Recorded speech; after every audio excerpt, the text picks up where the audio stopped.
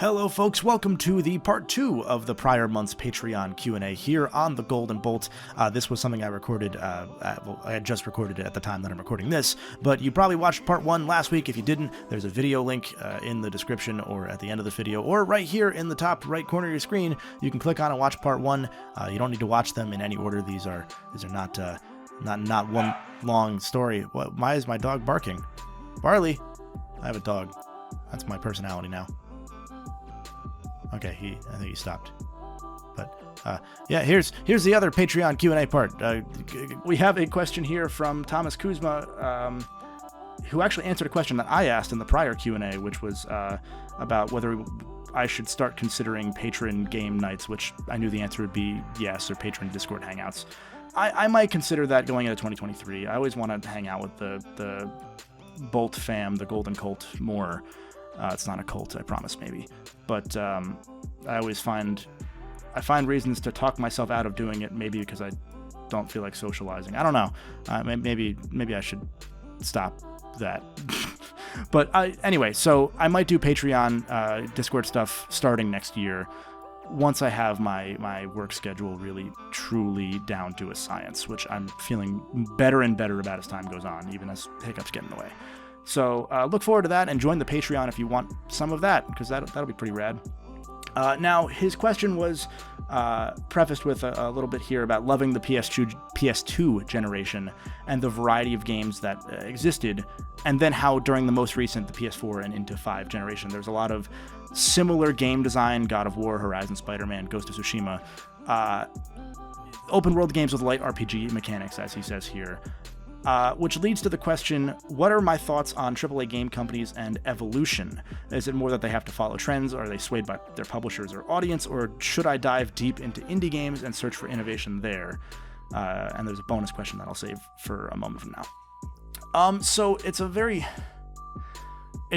hard question to address, because a lot of the stuff you mentioned is Sony and PlayStation specific. Obviously, there are, big AAA third-person, over-the-shoulder, open-world games like Assassin's Creed and whatnot that also exist in the multi-platform space. But a lot of the sameness has come from Sony, specifically in recent years, much to the chagrin of maybe the more connected, or dare I say terminally online fans here. And I think that we expect more out of PlayStation because we grew up with it. That's not how I want to say that. Hold on. It's not that we come to expect more out of them, but we're disappointed that the variety is no longer there, despite each of the games that is hitting that similar, that sameness, reaching a far wider audience than the PlayStation properties ever had before.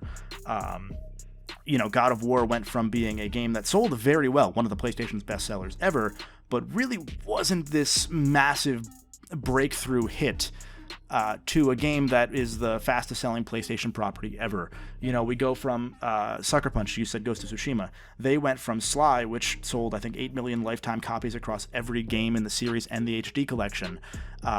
Maybe not the HD collection. I might be forgetting the total sales. But they have a series that almost gets outsold by Infamous Second Son, the worst Infamous game. Fight me. And then you get Ghost of Tsushima, a new IP that outsells everything else that Sucker Punch had done. Rather, the entire Sly series, and actually I think close to the entire Infamous series as well. Excuse me.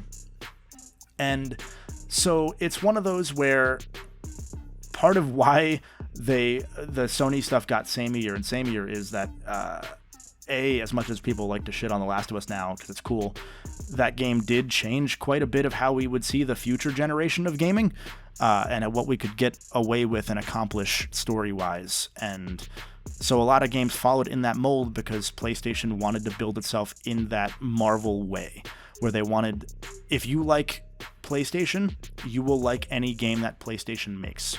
And that's why you've seen the shift away from the really cool out there games like Gravity Rush and whatnot. Ape Escape is one that people point out a lot, which is interesting because Ape Escape is probably the most represented classic series on the PS5 right now. Like there's like 4 PSP Ape Escape games that are on PS Plus, Premium, Ultra, Turbo, whatever. As well as Ape Escape 2, Ape Escape 1, Ape Escape 3 is not there yet. 2, to be fair, doesn't work on PS5 well at all. But even like Intelligent Cube, there are 2 Intelligent Cube games. There are 2 Intelligent Cube games. There's one, and then there's Karushi Final, which was a game that only came out in Europe and Japan. They're both on PS Plus Premium, and they're some of the most out there random games you'd ever expect to see. Sony acknowledging again, and yet they're there. So it's interesting because there's this weird balancing act between. There seems to be this desire to put out more out there titles, but there's not a financial incentive to do so because so many companies got consolidated and bought out and bankrupted during the late PS2 into early PS3, Xbox 360 era when game development got so much more expensive due to the jump to HD and the higher expectation of quality, because if anything looks 1% off, it looks like a PS2 game. People still say that about games that don't look like PS2 games. And so it got so much more expensive that every game had to have a better return on investment to justify being made, because if you're putting, $100 million into a game and it only is going to sell 1 million copies, like, yes, it will probably make its money back on that and, Game Pass and licensing and stuff, but you're not counting marketing, you're not counting all these. It's similar to movies now, where a lot of movies are similar and samey, and that's because it's easier to hit the general masses that aren't us that are talking about games to any significant degree. I have friends who used to only play sports games that have played almost every PlayStation game, even Days Gone. I mean, come on, Days Gone. Come on. And they like all of them, and they'll play it, and they'll be like, that was really good, and then they never talk about it again. They don't talk about it with their friends. It is popcorn food. It's something to enjoy and move on from, rather than analyze and all that sort of stuff that we do here. And I think that gets missed a lot, and I think it's interesting because it's something that Nintendo has been very good about avoiding audience-wise, whether it was even conscious or not. Nintendo gets treated on a different level because they've been doing it for so long that with a Nintendo game you get what you get, and you expect to get that, and you enjoy that for what it is. It helps that there's a huge variety of Nintendo properties as well, to be fair. But it's interesting seeing PlayStation hit those growing pains that Nintendo seemed to hit during like the same time 20-ish years into its lifespan, 25 years into its lifespan, where there was this feels stagnant, and then Nintendo hit the next breakthrough and everything was fine. And that's kind of where I think things will go for PlayStation and hopefully Xbox in the next decade or so.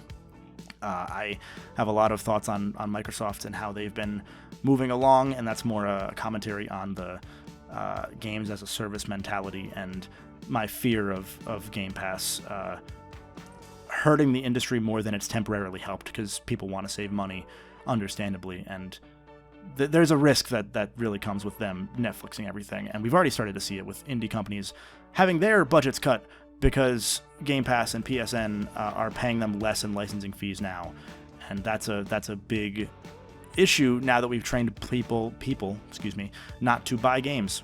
So indie titles replaced the single A, double A stuff, which is why there's now triple I indie titles that get to explore in more unique ways. So absolutely the indie stuff is the replacement for the more out there stuff, because they don't have to deal with, localizing to 17 countries like a PlayStation game or a Nintendo game has to.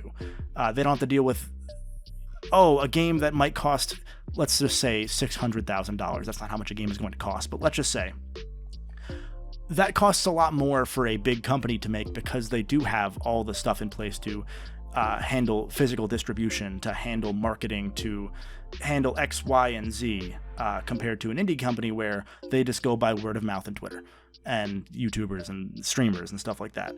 And that can work for them, or it can be like most indie games where we never hear of them. And so that's sort of why I think that everybody has sort of consolidated over time, because it's harder to make a cheap game when everything you make has so many moving parts behind the scenes. Thomas's other question was bonus question if there's not many people asking. I am 25 minutes into this, but I'm going to answer it anyway because I don't have a good answer. You're a chill dude. What's your secret? I don't know. Crippling depression? I don't know. That's a joke. It's not. I do very well. I'm happy. As much as it didn't sound like it there. I don't know. I guess I'll impart some wisdom to anyone that might need it. Hopefully none of you. I was much more high-strung during the early Golden Bolt era because of juggling the Golden Bolt and other work. You know, my main job, school, my other gig at NewTubers, which I've stepped back pretty immensely on as the channel has grown and become my main job. And I put a lot of stock and emphasis and mind space into the grind.